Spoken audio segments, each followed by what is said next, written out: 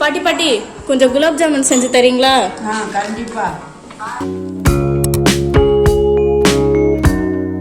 தேவையான அளவுக்கு தண்ணி, அப்படி பத்தலைன்னா கொஞ்சம் கொஞ்சமாக போல சேர்த்துக்கலாம்.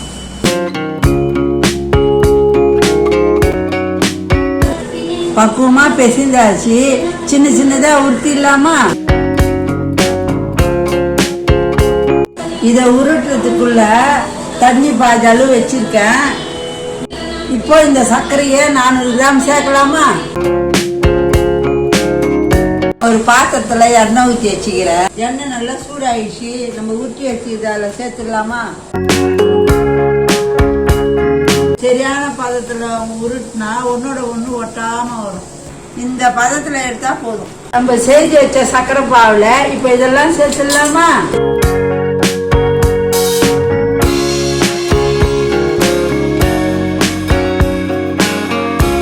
ஏலக்காவை பவுடர் பண்ணி வச்சிருக்கேன். பாதாமை கட் பண்ணி வச்சிருக்கிறேன். இதுல சேர்த்துக்கலாமா? 1 மணி நேரம் இது அப்படியே விட்டுட்டோம்னா இது ரெடி குலோப் ஜாமுன். இது என் பேத்தி கேட்டால் செய்துட்டேன். உங்களுக்கு இந்த வீடியோ பிடிச்சிருந்தா தொடர்ந்து பாருங்க. பாய்.